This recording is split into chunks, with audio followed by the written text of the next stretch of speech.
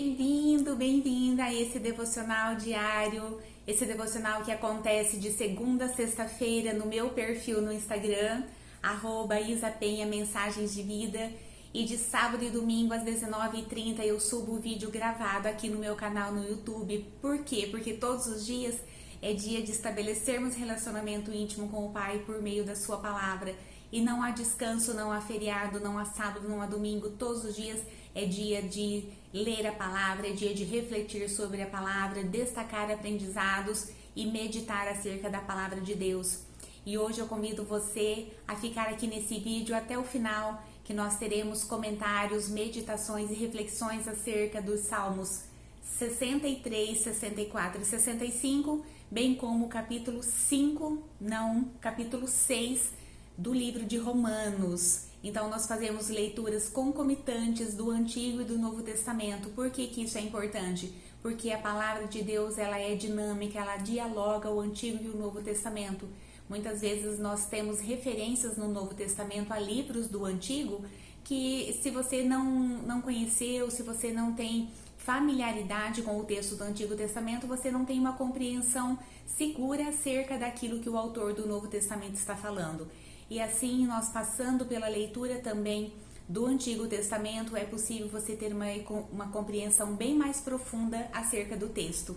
Vamos iniciar então, vamos comentar, vamos destacar aprendizado, bem como a ideia central do Salmo 63. A presença de Deus é como um oásis em meio ao deserto. Esses três salmos são salmos de Davi, e o Salmo 63 então inicia assim: a minha alma tem sede de ti, todo o meu ser anela, quer dizer, todo o meu ser anseia pelo refrigério, pelo descanso da tua presença numa terra árida, exausta e sem água. Davi conhecia bem o deserto, Davi conhecia bem a geografia ali de Israel, e ele vai fazer uma analogia entre a geografia de onde ele vivia com a sua alma, quando ele estava distante de Deus, quando não necessariamente ele sentia que Deus estava ali pertinho dele. Embora, gente, Deus nunca nos abandona. Nós é que por meio de atitudes, de pensamentos, por meio do nosso próprio pecado, nos afastamos de Deus. Mas Ele está sempre pronto para nos perdoar, nos receber de volta em seu colo, receber-nos diante do seu poderoso trono, da sua poderosa presença. E Davi, quando ele se sentia provavelmente pecador, quando ele estava em pecado ou que ele tinha se distanciado de Deus por algum motivo, ele fazia essa analogia da alma dele sem a presença de Deus com a terra deserta, com a terra árida, sedenta por água. Ele continua assim: porquanto, ai gente, isso é lindo, olha só, porquanto melhor que a própria vida é o teu amor leal e misericordioso. Por quantas vezes eu pensei nisso, que muito melhor ter a presença de Deus, estar na presença de Deus, cumprindo a sua vontade, do que ter a vida que eu tinha antes. Provavelmente você também pensa isso, que é muito melhor estar na presença de Deus do que a própria vida. E Paulo vai dizer, né, não é no capítulo de hoje, mas ele diz assim que para ele morrer é Cristo e viver é lucro, coisa assim. E Paulo tinha entendido isso. Inclusive o capítulo de hoje é um capítulo emocionante acerca do amor de Deus para conosco, acerca do quão transformados nós podemos estar quando somos obedientes, quando somos realmente, como diz Paulo, escravos da justiça, escravos de Deus. E essa frase para mim, ela é primordial nesse Salmo de Davi: porquanto melhor que a própria vida é o teu amor leal e misericordioso. Sim, por toda a vida eu te bendirei e erguerei meus braços invocando o teu nome. Quantas vezes nós, né, do íntimo do nosso quarto, do íntimo do nosso ser, ou quando é possível em público, em celebrações, nós erguemos os nossos braços e pedimos a presença do Senhor, a proteção do Senhor. Eu já disse com vocês essa semana que Davi, ele sabe tocar o nosso coração por meio dos salmos, porque ele vivenciou tudo isso. Ele não foi um homem que só estudou as escrituras, como eram os fariseus, que sabiam tudo da lei, porém não tinha esse relacionamento com Deus. E assim não é possível tocar as pessoas. Agora, quando nós temos um relacionamento com Deus, quando Deus nos chamou para esse exercício, para esse propósito, é possível nós nos emocionarmos com um salmo que foi escrito há 3.000 anos atrás, praticamente, e já falava com o coração das pessoas naquele tempo. Imagina hoje com o nosso, sabendo de todas as atrocidades que têm acontecido, o quanto o povo tem se desviado dos caminhos do Senhor. Ler um salmo como esse, o 63, é reconfortante. É saber que Deus faz o seu melhor para todos nós. Basta que estejamos com os nossos corações abertos, com os nossos ouvidos e olhos atentos para reconhecer o Deus que nos protege, o Deus que nos guia, o Deus que nos pega no colo muitas vezes e nos carrega, e nós muitas vezes nem percebemos. Mas Davi aqui nesse salmo ele coloca lindamente todo esse contexto de Deus cuidar de nós e de nós sentirmos a falta de Deus, assim como a terra árida sente falta pela água. Em meu leito, durante as noites de vigília, quer dizer, quando eu estou sem dormir, quando eu estou com insônia, ou quando eu de propósito me coloquei em vigília, lembrar-me-ei de ti e meditarei sobre a tua bondade.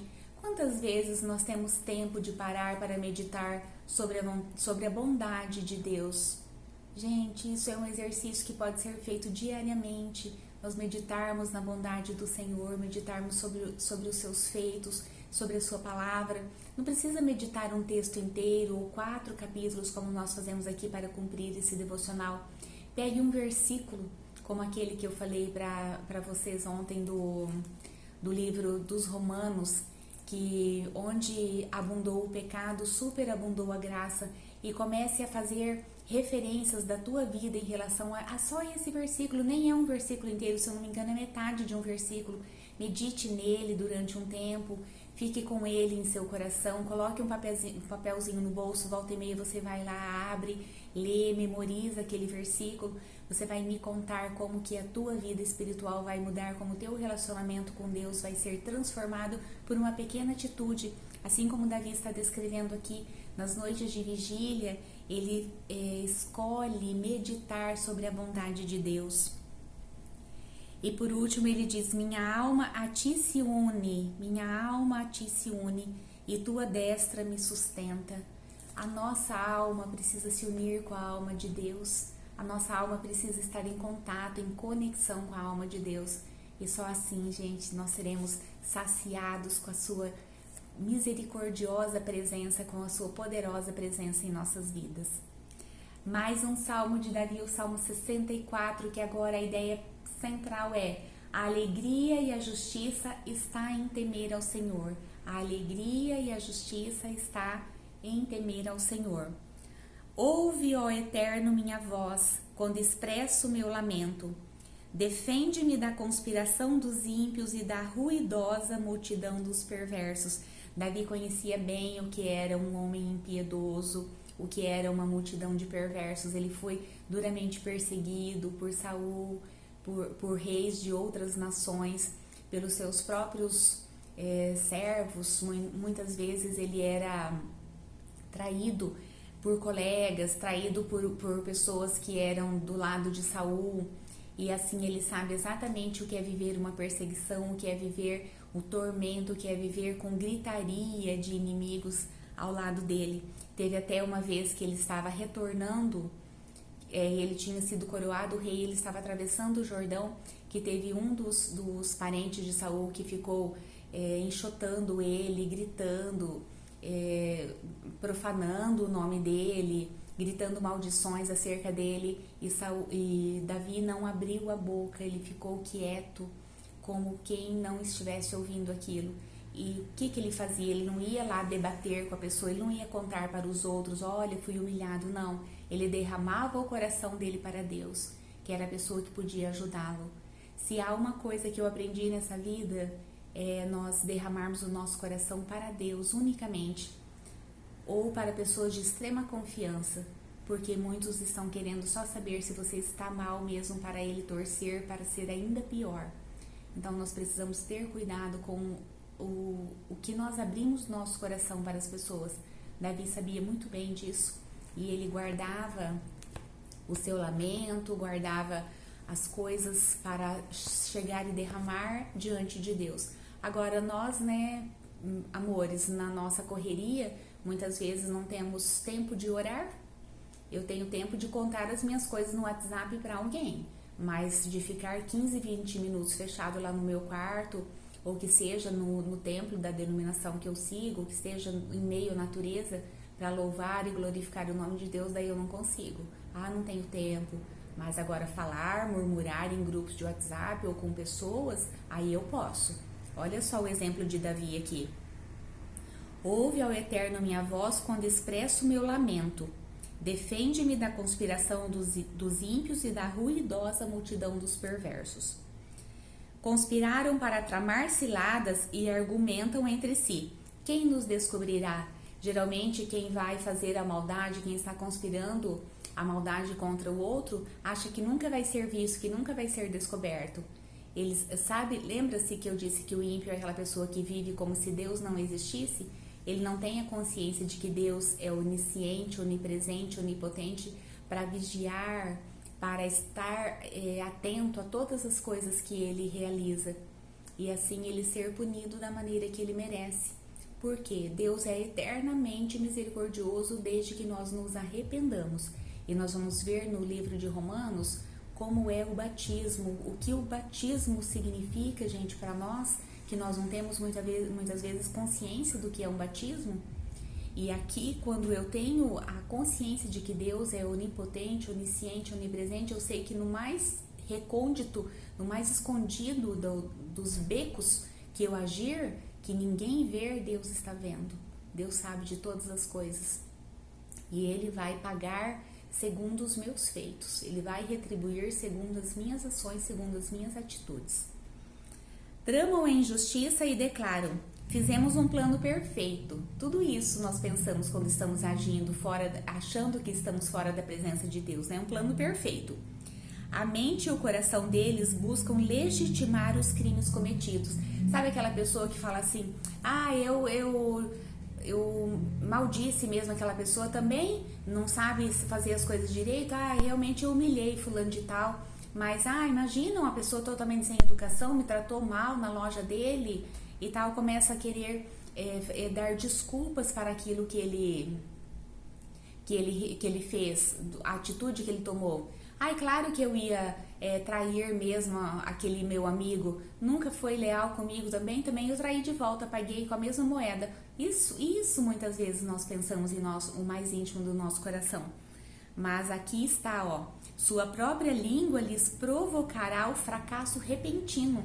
Exatamente, quando nós agimos de maneira insana, de maneira sem pensar, agimos quando o nosso pensamento que Deus não está vendo, de repente a nossa própria língua provocará o nosso fracasso repentino.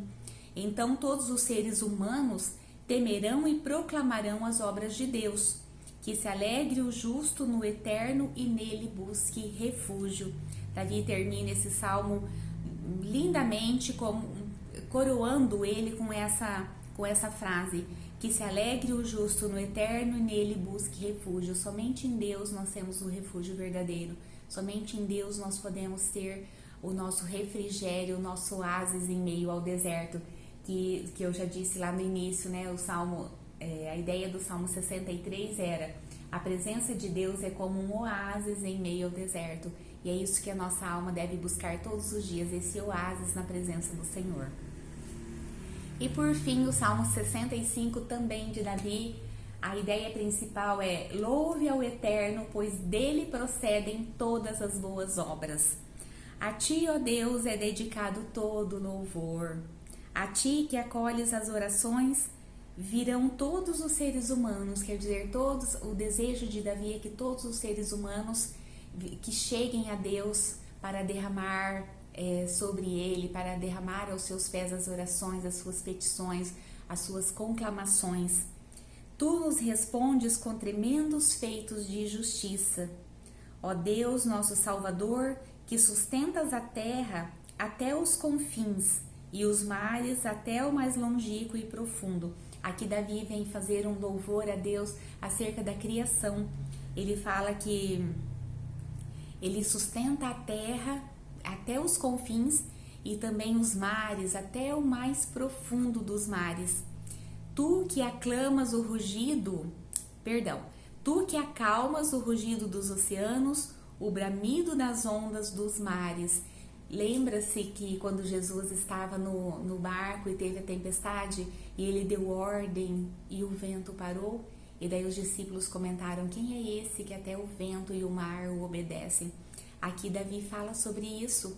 Tu que acalmas o rugido dos oceanos, o bramido nas ondas dos mares. Cuidaste da terra e a irrigaste, enriquecendo-a com cursos de água por ti abastecidos. Deus, quando criou a terra, quando ele criou o universo, criou o mundo, ele pensou em todas as necessidades dos seres humanos. Tudo que nós precisamos está na terra. Nós precisamos de ar, a terra produz. Nós precisamos de água, a terra produz. Nós precisamos de sol, a terra é iluminada. Nós precisamos de alimentos, a terra produz. Conforme nós plantamos, a terra vai dando as sementes. E nós temos os animais que também Deus ordenou que nós pudéssemos reinar sobre eles, digamos assim, pudéssemos nos alimentar deles também. Embora eu seja vegetariana, mas Deus, ele deu essa carta branca para que o homem pudesse caçar, para que o homem pudesse colher da terra tudo aquilo que a terra fornecesse como alimento. Infelizmente, a humanidade não tem cuidado da terra com o mesmo cuidado que Deus tem com ela. Olha aqui que Davi vem dizer: cuidaste da terra e a irrigaste, enriquecendo-a com cursos de água por ti abastecidos. Deus abastece todas as coisas, os rios, os oceanos. Provês os grãos para alimento do ser humano, pois para isso a terra preparaste. Sim, ele deixou a terra preparada para que pudesse produzir frutos, para que pudesse alimentar a humanidade. Pastagens brotam nos desertos e de júbilo se cingem as colinas. É um ódio ao Criador tudo isso. Nós já viemos comentando durante os últimos salmos acerca de vermos a revelação de Deus por meio da natureza, por meio da própria criação. Que eu disse a vocês, né, que Deus ele se revelou pela criação, se revelou pela palavra, se revelou em Jesus Cristo, e tem uma quarta coisa, depois, pela nossa consciência. Então nenhum homem, por mais que esteja isolado em uma ilha, não tem a desculpa de dizer que não conheceu a Deus, porque Deus se revela por meio da natureza e ele tem contato com a natureza. Ele se revela também pela consciência, e nós, por mais que nós não estejamos, digamos, uma pessoa ateia, ela sabe que lá no fundo a criação teve um ser magnífico, um ser poderoso, um ser cheio de misericórdia que criou todas as coisas. É uma consciência. Então Deus se revela pela consciência, pela natureza, pela palavra, e se revelou em Jesus Cristo quando se encarnou no meio de nós. E por fim, Davi vem dizer assim: pastagens brotam nos desertos e de júbilo se cingem as colinas, e ecoam vozes uníssonas em jubilosos cânticos de louvor a ti. Quer dizer, a criação toda em uníssono, quer dizer, a uma só voz, ela canta de júbilo, louvores a Deus, louvor ao nosso Criador. Ai, gente, que lindo! É emocionante ler esses salmos, é emocionante sentir toda a emoção de Davi, todo o amor, todo o temor de Davi por Deus, por meio das orações que ele nos deixou escritas. E graças a Deus que ele conseguiu fazer isso, que hoje nós podemos, como eu disse, ver as nossas petições ou os nossos louvores traduzidos pelos salmos. São 150. Nós podemos escolher um salmo por dia e ficar aí 3 meses, quase 4 meses, não, 4 vezes 3, 12, quase 5 meses, gente, celebrando a Deus por meio dos salmos, por meio das vozes dos grandes homens que conheceram a Deus ali muitas vezes quase face a face, né? Moisés conheceu Deus face a face, Davi não, mas ele viveu uma vida extraordinária debaixo da obediência e do poder de Deus. Assim como Paulo foi chamado já por Jesus quando Jesus já estava ressurreto. Olha que privilégio, Jesus foi chamado no caminho para Damasco. Deixou o cego por 3 dias e depois disse: Paulo, você tem um ministério, você vai ser o apóstolo dos gentios, que apóstolo para os judeus já tinha, você vai ser o apóstolo para os gentios, você vai testemunhar de mim para todas as nações. Estamos aqui, nós hoje no Brasil, em 2024, lendo a carta que Paulo escreveu aos Romanos. Vamos ver então.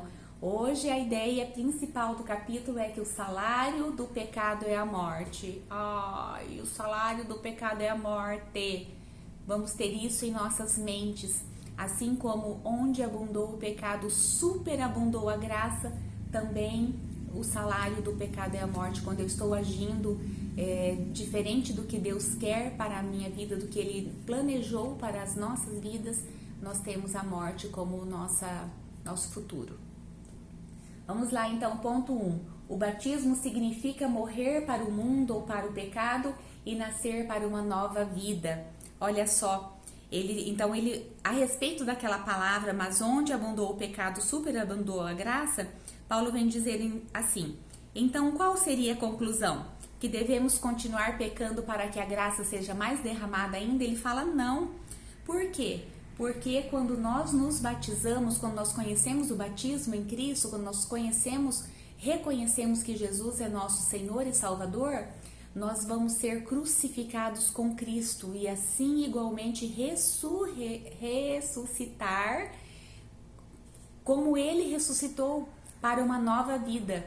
Quantos de nós que já fomos batizados e continuamos em pecado e nem damos conta de que nós estamos debaixo da graça de Deus e continuamos pecando deliberadamente? E aqui Paulo diz que não, que uma vez que eu aceitei Cristo, uma vez que eu estou batizada em Cristo, eu preciso morrer para o pecado e nascer para Deus.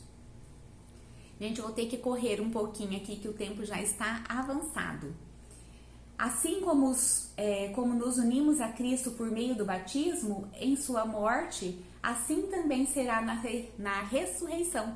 Assim como eu me igualei a Cristo quando eu fui batizada, eu morri para o mundo, eu morri para o pecado, assim também será, como Jesus ressuscitou, também será a minha ressurreição. Mesmo que eu ainda não esteja viva aqui, mas a minha ressurreição espiritual precisa acontecer aqui. Eu preciso morrer para a Isa velha e graças a Deus isso já está acontecendo. Eu já morri para a Isa velha e estou nascendo de novo para uma nova Isa, para uma Isa que está ressuscitando da mesma forma que Jesus ressuscitou. Morri para o pecado, estou nascendo para ser escrava de Deus. E isso é o nosso próximo ponto, que ao morrer para o pecado e viver para Deus, o nosso corpo, antes escravo do pecado, deve ser entregue a serviço da justiça.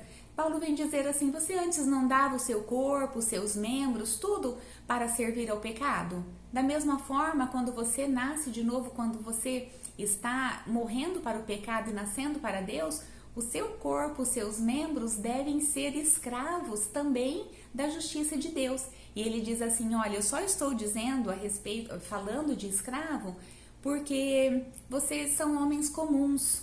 Então precisa ser, ele quis dizer assim, precisa ser algo muito disruptivo para que você entenda de que se eu servia ao pecado como escravo, porque o escravo o pecado só nos usa como escravos, assim também eu devo me escravizar agora sim, em Deus, na justiça de Deus. Por quê? Porque ao estar sob o jugo do pecado, A obediência era ao pecado, quer dizer, eu estava servindo o pecado, eu obedecia ao pecado, eu obedecia a minha carne, eu obedecia à morte. E agora, sob a justificação pela graça, que tudo é de graça, nada é mérito meu, eu não estou salva porque eu sou boazinha, eu estou salva porque Deus é bom, eu estou salva porque Deus é justo, eu estou salva porque Deus tem um plano de salvação para mim e para você. Não é por mérito que nós somos salvos, não é pela única e exclusivamente bondade e misericórdia de Deus.